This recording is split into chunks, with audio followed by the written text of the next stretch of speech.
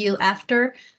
Today, hopefully the content will render and we will have it available by end of business today. My name is Cecilia Hemley. I wanted to welcome you to our Tyler, Colorado Power Users Group meeting for today's September, February 7th, 2004. A little bit of housekeeping.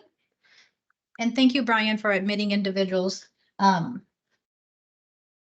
We have our resource website. It is cms.colorado.gov. We have a lot of information regarding our platform there, and we also have some training resources. So if you need reference to it, there is a link on this slide. Again, we already mentioned that the session will be recorded. The transcript is currently going. We will make this available to you after by close of business today. And additionally, we just ask that you make space and take space. Today we have guests from our Tyler Technologies team. So without further ado, I'm going to hand this over to our General Manager, Drew Lemonway. You can take it away. I'm going to stop sharing my screen. Hey, thanks so much. And JR, I didn't know if you wanted to say anything first, but give you a chance if you want to. I do.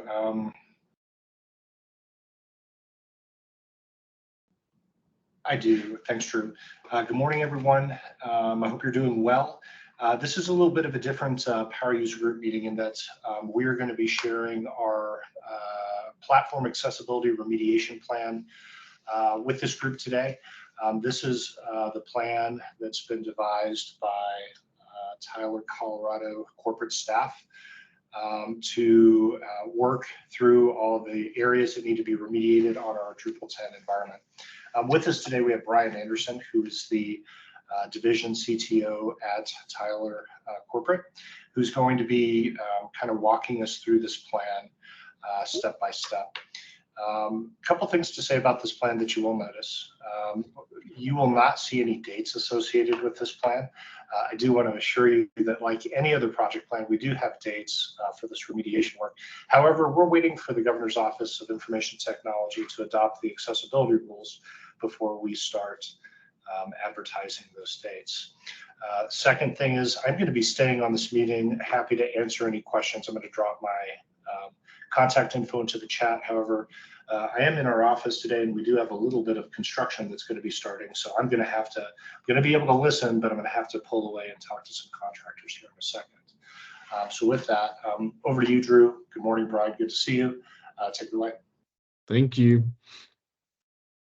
All right, I'm going to pull up a presentation on my screen. Just a second. All right, is everybody able to see that? Okay, good deal.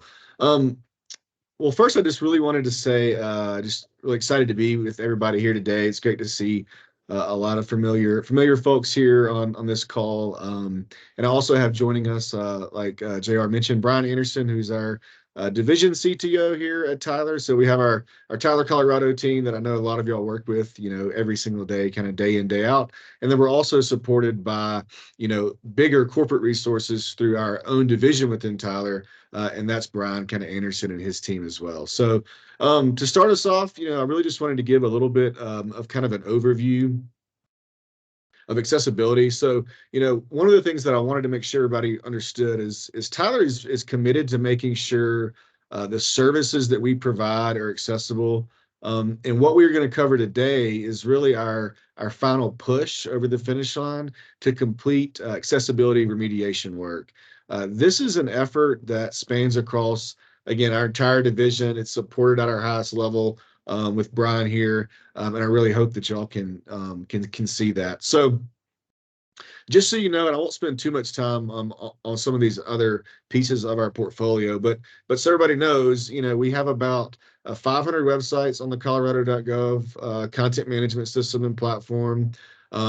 Also part of our service portfolio is App Engine and Engagement Builder. That's our low-code, no-code platform. And then also our payment services. So I know, while this is, generally a website conversation, you might also, have some services with us across those other portfolios as well. I'll cover really the content management system today, which is Colorado.gov, right? So that accounts for about a third of our services. And for accessibility, we are really focused on those platform updates, right? Those are updates that are pushed across the entire platform code base. They don't include things like, third-party integration or third-party tools or content.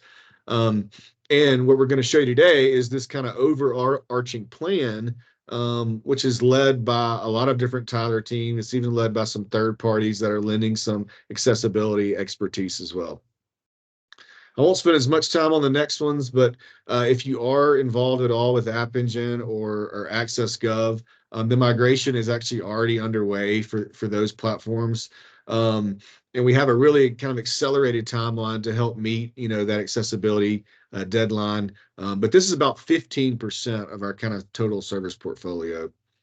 And then finally, if you work at all with us on the payment side, this is about 55% of our portfolio. The good thing is a lot of this accessibility remediation has already been complete, and there's really just kind of a nominal number of findings left to resolve.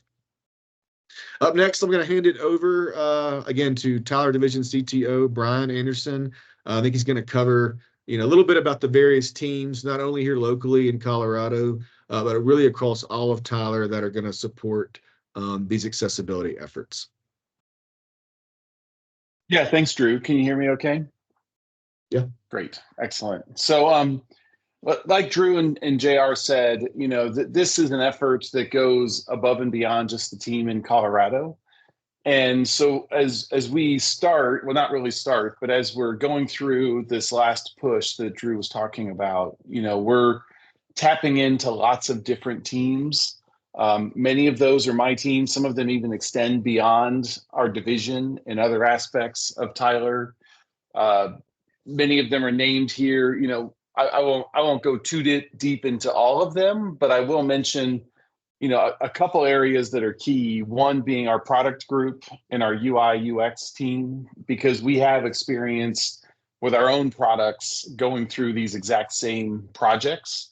And we're leaning heavily on what we've already accomplished in other places to make sure that we comply with the rules from OIT as they get finalized. And really for us, the key part of this is to create the richest, most seamless and inclusive digital experience for all Colorado residents. And so that's a big part of what we're after here. And it's aligned well with the mission of Tyler and the Colorado Tyler team.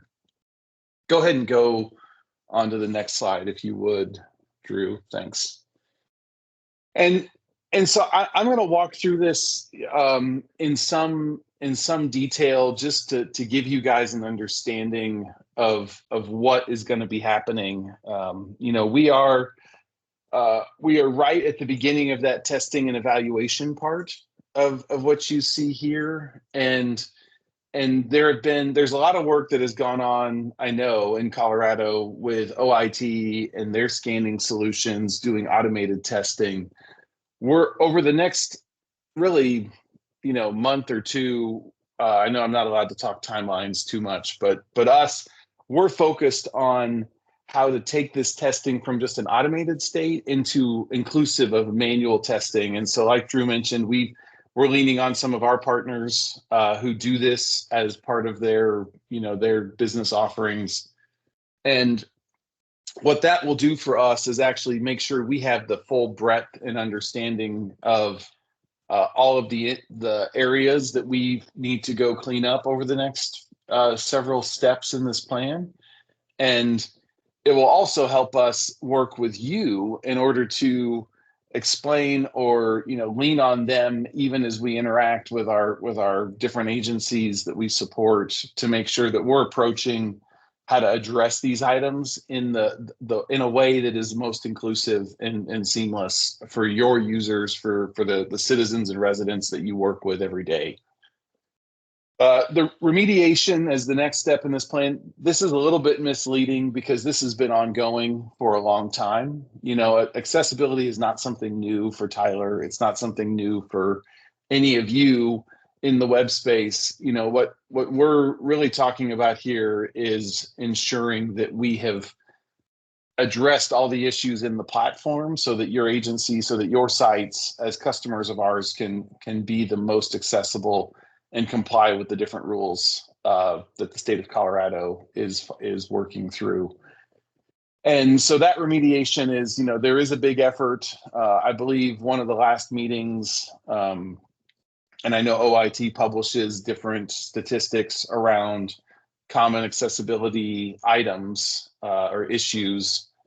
And, we're actively working through the platform to address those. You'll also continue to see additional remediation from us based on the manual testing that we're investing in. And ultimately that platform and the systems that you use, the remediation work will continue in perpetuity, even beyond the end of this plan. Just because it's just as normal features and enhancements happen, we have to go through and continue to ensure that we comply with all the requirements. I'm gonna bunch the next two steps here together around the development of the training materials and the rollout of the training materials, because what you're gonna see is from us is really some additional insights and training available on how to use the content management system in a way that produces accessible websites. And so I know some of this stuff is already exists. There's lots of material out there.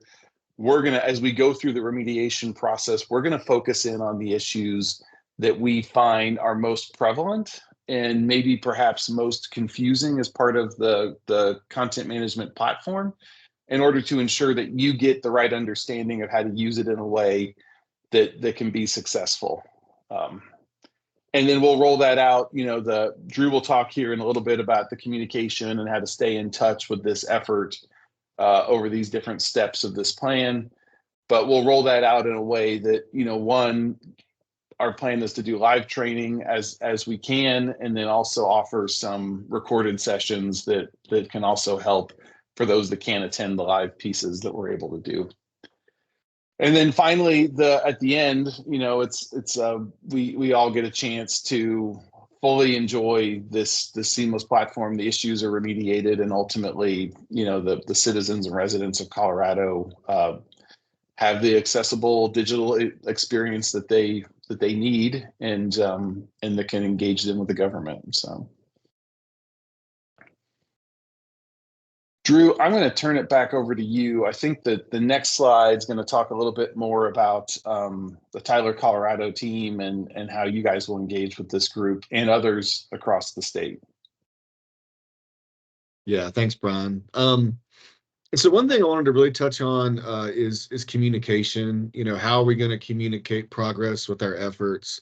We really want you to know about what we're doing with accessibility. We want to be really proactive on the communication side.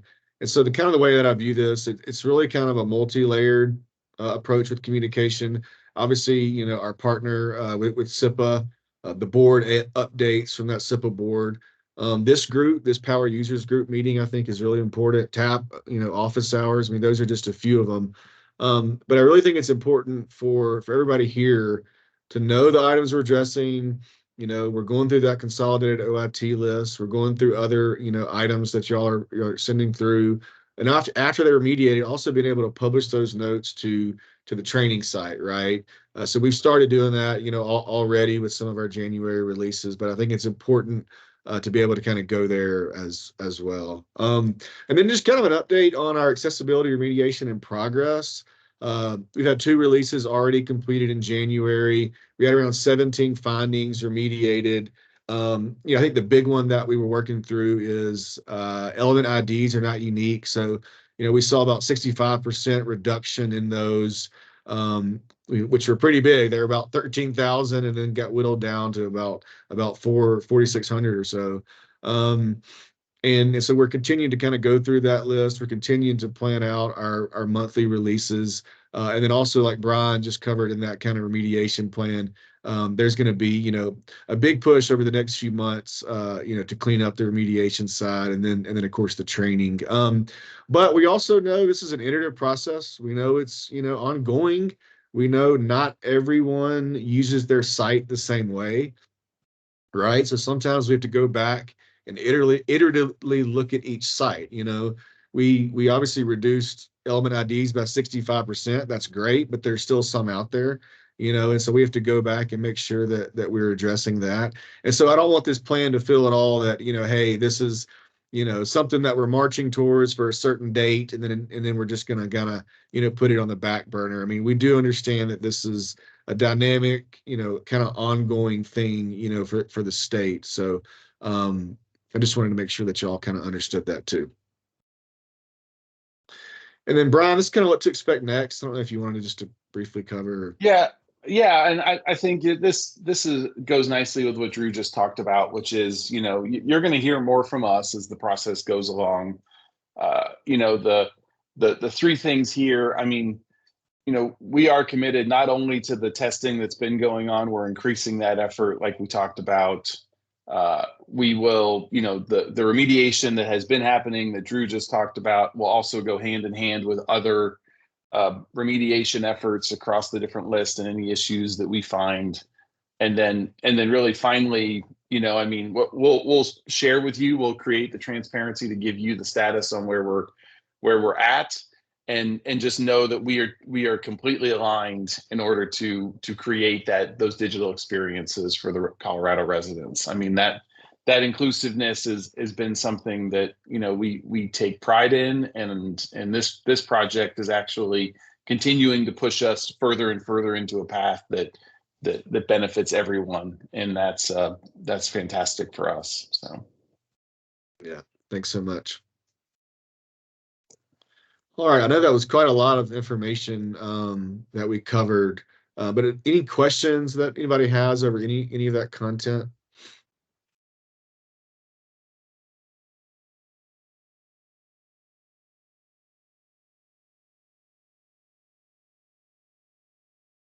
I do not show any questions in the chat. Just a reminder to the participants, if you have a question, feel free to raise your digital hand. Alternatively, you could just drop your question in the chat and we will provide those to the speakers. So this is your opportunity. If you have any questions, any concerns, any feedback that you want to provide, we invite that at this moment. Also, too, I just wanted y'all to know, you know, me and Brian, we're available to meet with y'all, you know, talk to you through this process. You know, we understand everybody's got a little bit different perspective on it, and each individual, you know, government entity has a little bit different plan too. So my information is on the screen, email. I'll put it in the chat too. You know, feel free to reach out to me. You know, I'm local here in Denver. Brian is just a quick hop away in Kansas City too. So we'd love to meet with you. And even if it's not strictly about accessibility, you know, it's about something else. You know, we're passionate about digital government. That's what we do. I've been doing it for 13 years. So anything around that you have a question on, or you want us to take a look at, or an idea, you know, that's what we're here for, you know, so we'll make ourselves available too if needed. So thank you. I see a hand up for Pam. Go ahead.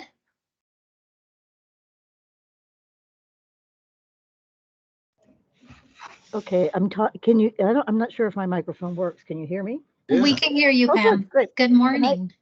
Good morning. And I put my question in the chat as well. Mm-hmm. I'm kind of I don't know if I'm a power user or not, but I don't feel like I am. However, I have been asked by my organization to make updates to websites. And one of the, you know, with accessibility, I know that within the website, we need to, so that a screen reader can read properly, we need to define heading 1s, heading 2s, paragraphs, and this type of thing. And I notice when I select some text and I want to set it as a heading, I think I'm being prompted to define what a heading 1 looks like. And I do see somebody else is responding in a certain way. But what I was wondering, and I open up the conversation here, and I'm not sure if it's even appropriate for this meeting, but it seems to me that with the installation that we have of Drupal, that there should be something called heading 1, and it should be defined to be a certain size and font and so on. And that way it will help us all with consistency, and then it will also work for accessibility because it's a heading and a screen reader knows what to do. So I see all sorts of people talking. So I'm just I'll turn my microphone off and see what you have to say.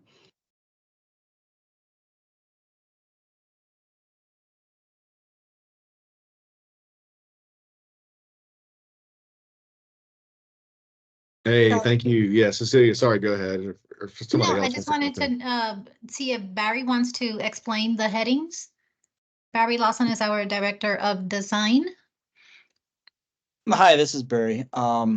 Yeah, that's a good question. The headings are, as far as the current rows and cards offering, there is a heading 1 on like the page titles and in there as well. We resolved a bunch of accessibility issues with empty page headings on and row titles as well. So we're still ironing out some issues with the paragraph headers. Well, as far as the empty headers, we're shifting to our huge effort towards layouts. So the layouts currently, when you add sections, you're able to add heading 1 through 6. I'm not sure. I believe Cecilia has been training those layout section headers. At the same time, we are in our sprint release working on layouts to make it as best apples to apples in the rows and cars functionality and components to layouts. So myself, Alfredo, and Amanda are working on layouts to make sure that you have the same experience. And I understand that there's frustrations and concerns about that, but I just want to let you all know that we're actively working on these to make it a better user experience. And Pam, I wanted to extend an invitation if you wanted for us to schedule a one-on-one. I'm happy to walk you how that through the process of establishing those headers with both the paragraph rows and cars and with the layout sections and blocks. I will make my availability link ready for everybody in the chat momentarily, but I do see some additional questions. So Pam, I'm going to be looking out for that meeting invitation once I send you my link, okay? The next question is from, excuse me, from Danielle. I'm going to just go ahead and read it. And Danielle, if you want to jump on the mic, that is totally fine as well. But it says, I think the heading structure and visual formatting should be decoupled since those defaults don't always work perfectly with every user case. So I think this is feedback on the header question and the previous discussion. Go ahead, Danielle. So what I mean by that is that the heading 1, heading 2, all of that is important for that screen reader experience.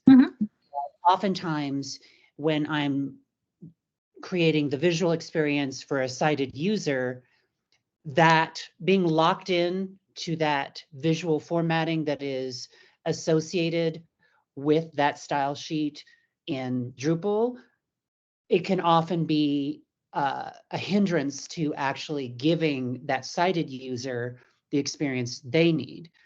For instance, we have the heading 2 and the heading 3, and the sizes of those headings are often completely inappropriate for where I want them to be used. So I would love to be able to assign my heading structure for that screen reader experience so that that's maximized for that experience, but also to be able to use the visual formatting in a completely different way if I need to for that sighted user. So like, that's why I wanted to bring up decoupling those two things so that you can assign those values to your content as needed for, because you're essentially creating two documents at the same time. One is a screen reader document and one is a visual page. And so like, I think of those as two different experiences. And like, so things that work perfectly for one do not work perfectly for the other. So like it makes sense to me to have those two things be decoupled and to have a little bit of a dynamic experience on that Drupal end so that I can have more customizability, I guess. Okay, what I could do is I can also write a card for our Drupal teams to have a look at that. And I will make sure to capture your information, Danielle, so we have you associated with the ticket to make sure that whenever we do come with a resolution for your request, we could circle back with you. Is that fair? Barry, go ahead. Hey, so Danielle, I just want to let you know, with the layouts, thank you for bringing that up. We are planning to like decouple the headers so you're able to semantically structure them and then add sizes accordingly to visual and for screen readers. So we are actively working on those as far as kind of the feature requests coming in.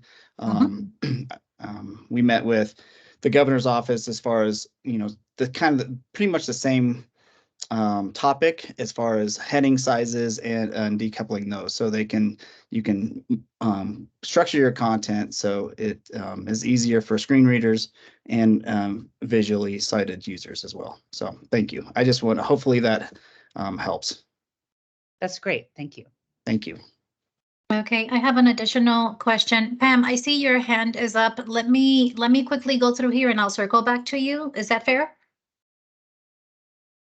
All right, so I have a question here from Tong. It says, I had a question on the accordion feature in Drupal. Are we needing to remediate this for the screen reader? And if so, how? So for the accordions, I think this is a known issue with the option of the accordion to be expanded. We did have conversations with, Becky and we had conversation about the possibility of having the expand feature of the accordion being present. But Tong, I do believe this is a known issue. What I will do is I will associate I will create a ticket so that we can circle back with you and provide you feedback on how to address those. And hopefully that will answer your question. Do you want a mic on or?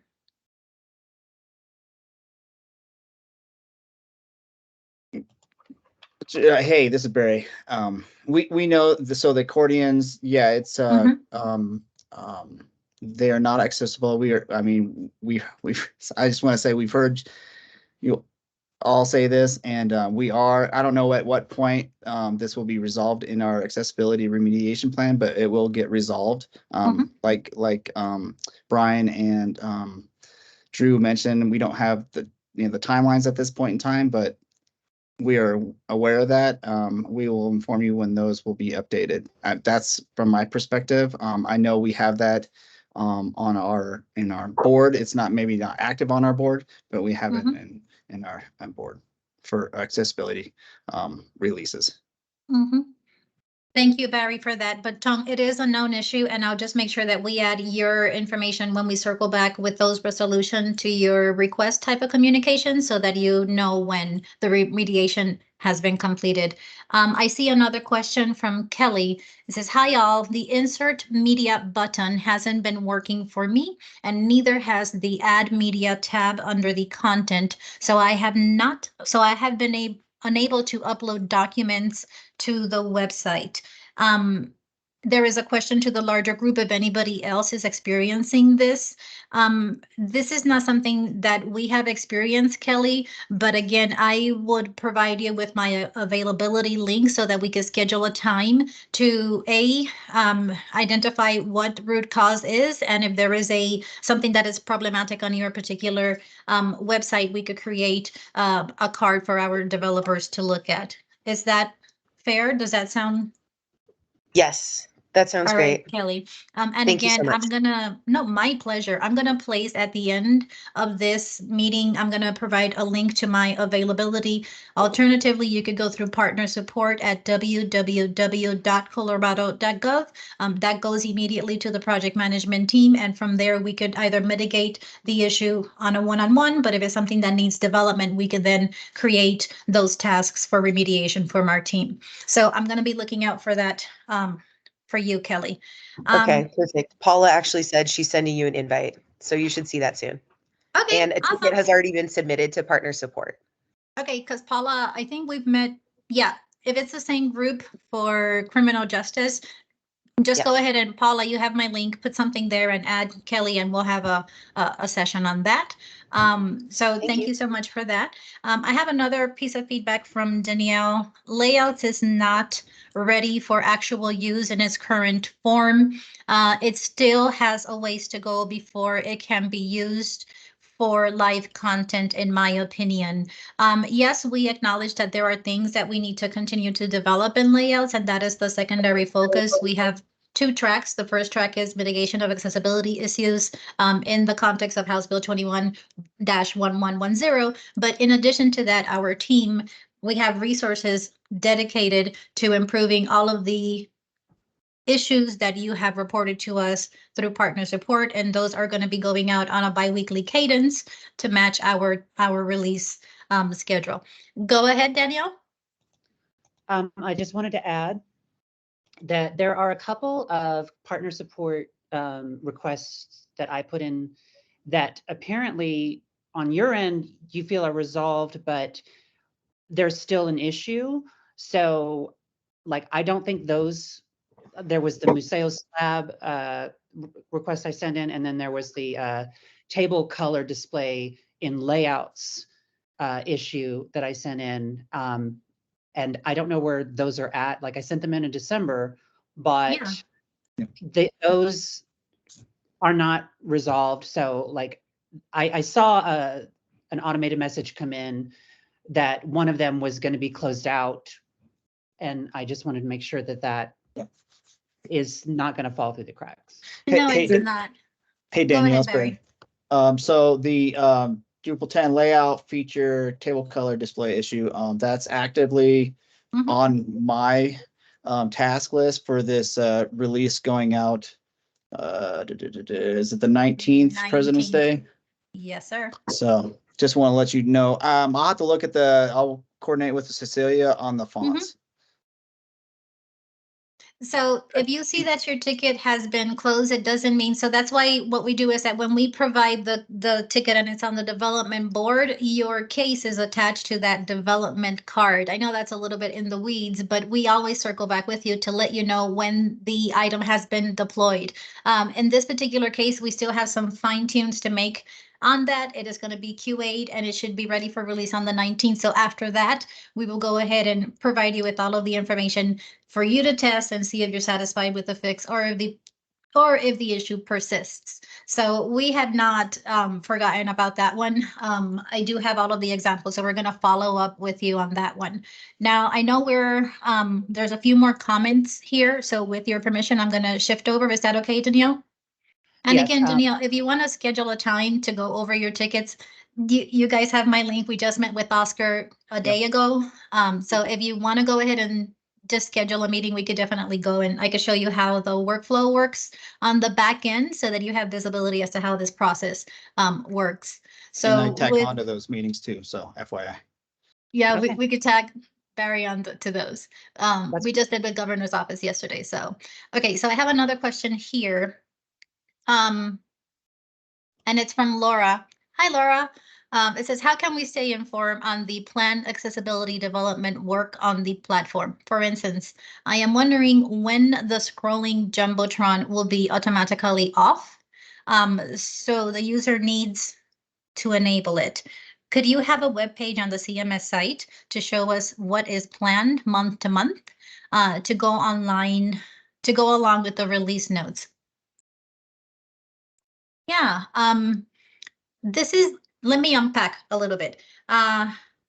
Yes, we do have those release notes. Let me take this offline and I will get back to you, Laura, as to how that will be visually displayed on the website.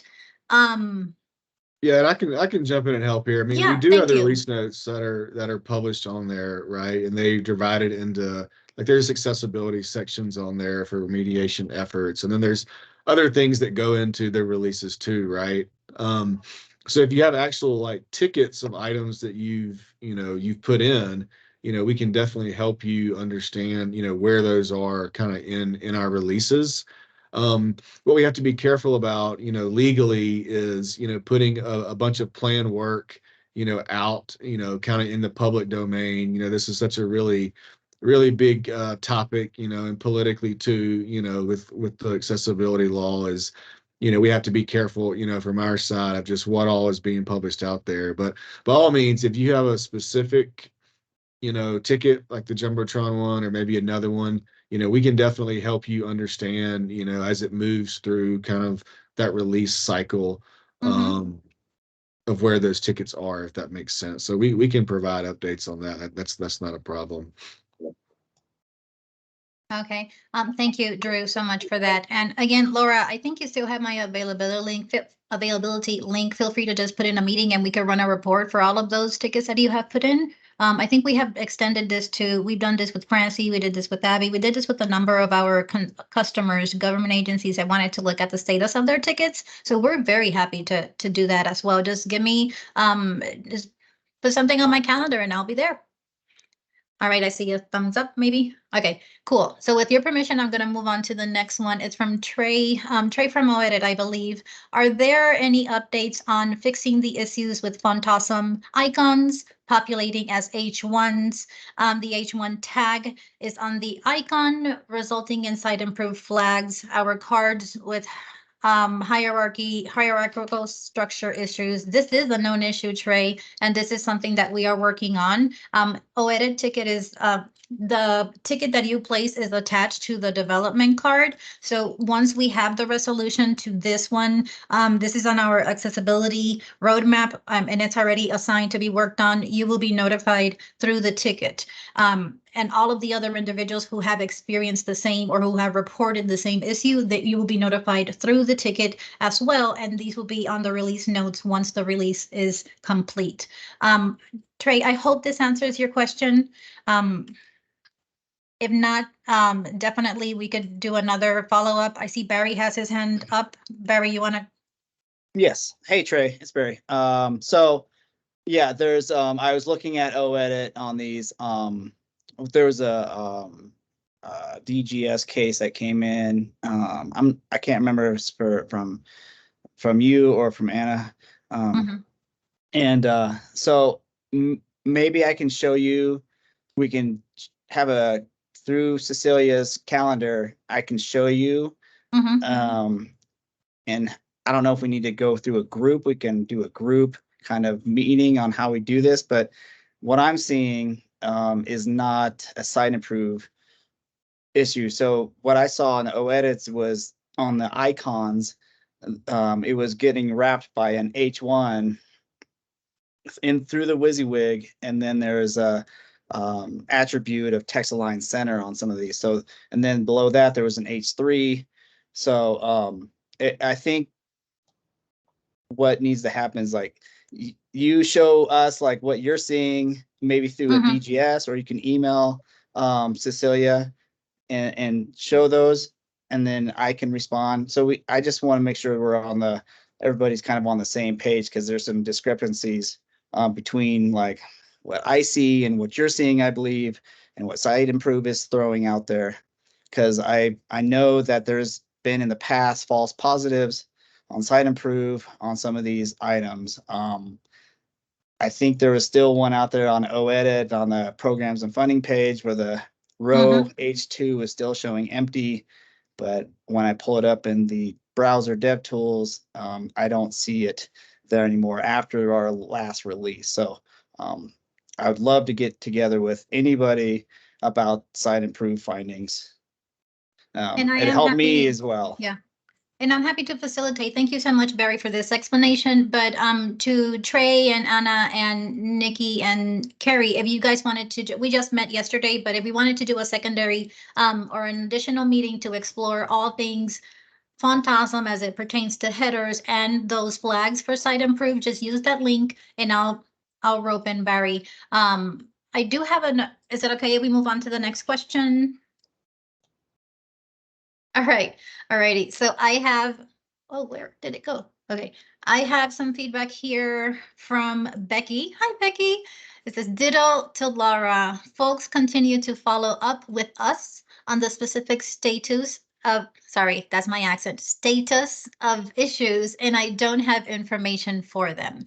Again, I think there is, and I don't think, I know that we have this report that Kate produces for our TAP meetings. It's the report of all of the items that have been deployed, and that information is made available to the TAP users through that's the vehicle. Kate, if you wanted to speak further on how we are reporting back through the TAP with the Governor's Office of Information Technology. But yes, we do reply specifically to all of the users who report an issue through those tickets. So Kate, if you wanted to respond or add to Becky's comment or feedback. I think I might take it back a little step. I think for the most part, everyone here understands that the issues with respect to accessibility that we're remediating them based on the issue that was identified through, in this case, site improve scans. So the best place really for you to see whether or not, when we say we pushed code and the code we pushed is related to element IDs, is to take a look at your scan and compare it to the results from the week previous, or the 2 weeks previous, wherever the sprint timeframe was. And that's really what Drew was referring to when, since January, we've reduced the occurrences of element IDs are not unique by over 65%. That's going to be showing up individually on everyone's reports. Tyler, Colorado has access to a consolidated site improve report that shows us the occurrences of those site improve findings across all of those state websites that are on the colorado.gov platform. So I think if you have any question about whether or not, thank you, Danielle. So again, yeah, I would just say appreciate the fact too, I'll that just say we too, want that. Becky, I mean, if there's specific questions, they need to be able to reach out to us and we can, like Cecilia and Kate have mentioned, we've had, a lot of discussions with a lot of different folks and we're happy to have them, with the folks reaching out to you as well. We just need to know who they are and what they're specifically asking for. So, please send them our way and we'll have that conversation with them. We can do that for sure. So no problem. Yeah, if it's fair, I wanted to circle back to Pam because Pam has had her digital hand up for a long time. Pam, go ahead and ask your question, and I appreciate your patience. Well, I will say I went ahead and put my question in the chat, but I will confess that I think I just don't understand something. But my question originally was something about headers. Like when I'm using Drupal, I grab, I'll highlight some text and then I'll go to the formatting bar and I want to format it as a heading 1. Let's say I want to do that. And I get some weird look. And then, I end up defining my own visual style for a header 1. And so what I had asked earlier was, let's standardize this. And then Danielle, who strikes me as someone who knows more about all this than I do, she said, no, let's decouple the format from the heading because, she wants to have the ability to make it look a certain way. And so I'm thinking, well, what do I not understand here? Because it just seems to me that if the installation of Drupal provided to us by Tyler defined heading 1, heading 2, heading 3, all the way down to heading 6, then we would never have anything weird in our website if we were to use the default settings. And furthermore, it just strikes me that we would all be very consistent, and it would be so good. And then I just think to myself, obviously I don't understand something about decoupling the visual from the heading, and was hoping that you could clear it up for me. Thanks. Absolutely. Barry, do you want to jump in before Danielle? Allow me to have Barry respond to that, and then we'll follow up with you. Is that okay? So, hey, Pam, this is Barry. So right now, the pre-Drupal 10, we're on paragraphs, rows, and cards. So the H1 is set in the page title. Like whenever you create a node, there's an H1. Now, I know I'll have to look at the landing pages. I think there might still be an issue with the landing pages H1s, but as far as like the rows and cards, out of the box, the rows, when you have a title, it'd be an H2. And then the cards underneath that row that is nested in that row would be H3s. So you'd have an H2 and then H3, H3, H3. And then the next row would be H2, H3, H3, H3. So I think there's some, like I was mentioning about site improve, there's still some issues on the platform side, and there's also issues on semantic markup and heading structures on the content side as well.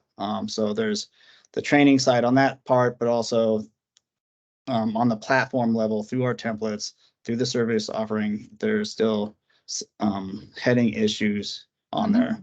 So when I mentioned about the layouts and chiming in with Danielle about decoupling those, so you have the ability to structure your content with the heading structures as it needs to be to screen readers and WCAG 2.1. So that is coming. So that's in, I don't know if it's going to be in this next release, but we're actively working on layouts and getting the feedback. Alfredo, did you want to chime in on that? Alfredo is my lead developer. Yeah, so I'm taking some notes here, and it just seems that the answer here that we're looking for is to provide consistency across our headers with very little chance to add inconsistency, most likely on our pages, but also opportunity in our blocks, layouts, and paragraphs as well. So what I'm getting is consistency is what we need, all while remaining, of course, consistent to our accessibility. So just wanted to chime in saying that's kind of what I'm getting out of this question. So thank you. Did that help at all, Pam? Okay, I'm turning my microphone on. I need to learn more about this. Yeah, I mean, Cecilia and I are more than happy to meet with you. Yeah, that's what it sounds like. And have a one-on-one with you. Yeah, I don't like trying hard not to waste other people's times, but I wonder if other people have a similar question to me.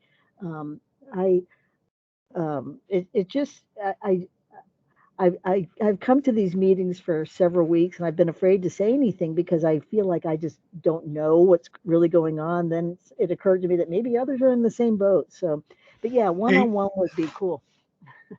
Hey, Pam and team, this is David Wiedenmeyer. Just a suggestion, Cecilia, when you do a one-on-one with Pam and walk through that, and to Pam's kind of comment just now, let's take our takeaways from those one-on-ones and bring them to the next training session and say, hey, here are some things that other people have brought up in one-on-ones or we've delved into deeper.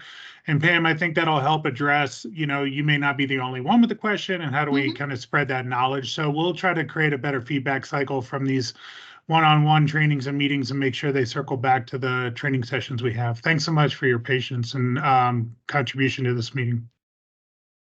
Yes, and I just wanted to follow up on that to say that, Pam, my time is yours. I am a resource to the entire Drupal user community. Do not wait to ask your question. You can always submit a question through partner support. It goes directly to the Office of Project Management, and between myself and the rest of the project managers, we will provide answers, and they will provide my availability if I am not available at the moment to answer your question. So again, please do not suffer in silence. We're here for you to feel empowered to use this tool so that you could display content in an accessible way to your constituents. So again, we want for you to feel empowered. We don't want for you to suffer in silence.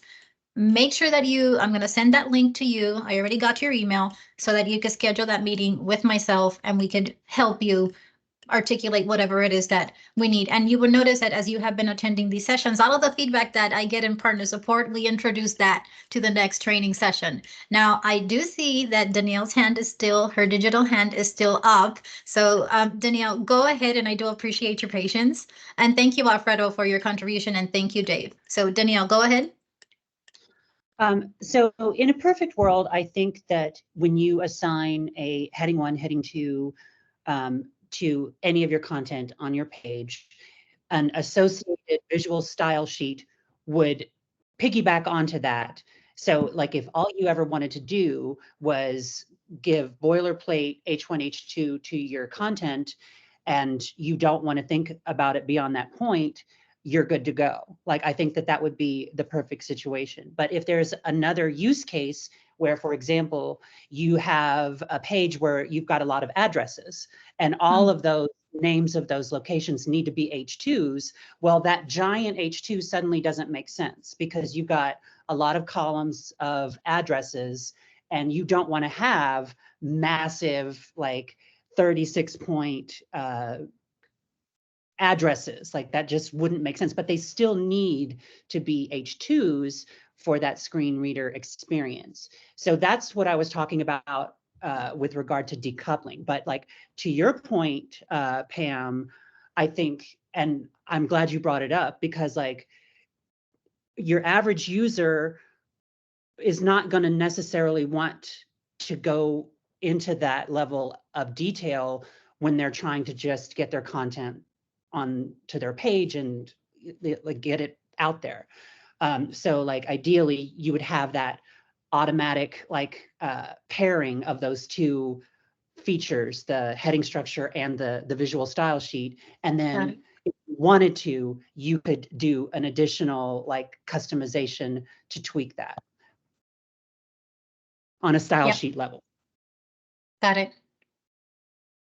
Got it. And again, I'm going to definitely look at Barry's availability so that we could sit down with you, both Pam and Danielle, to further discuss.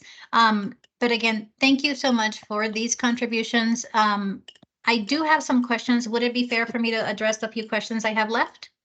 We're at 7 minutes before time, so I want to be mindful of people's time. I show that there is a question. Well, there's feedback about the editor button. That ticket is actively being worked because the CK Editor 5 button is different from the one in CK Editor 4. So that is a ticket that we are currently working in this sprint, and it should be ready for release soon. But I do not have an exact date on that. So Danielle, I think this was your question as well. And then there's feedback about the element ID flags disappearing on the family site. So she says, yay. So thank you so much for that. There's Trey. He has a question or feedback. It says, I apologize if this was covered earlier, but are you able to provide what new code will be deployed in the coming months? This is just for reference so our teams know what to expect. Thank you in advance.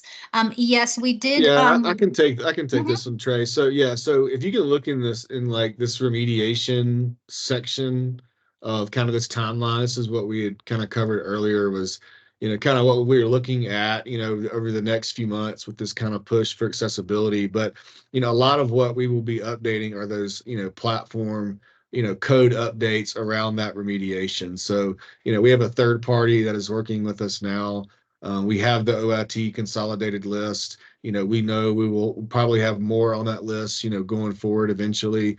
And then again, it kind of goes back to that iterative process of accessibility, right? Because we have folks that are constantly updating pages day to day. And so while we have a release that we're, again, element IDs, reduced them by 65%. You know, Danielle, it's good to hear.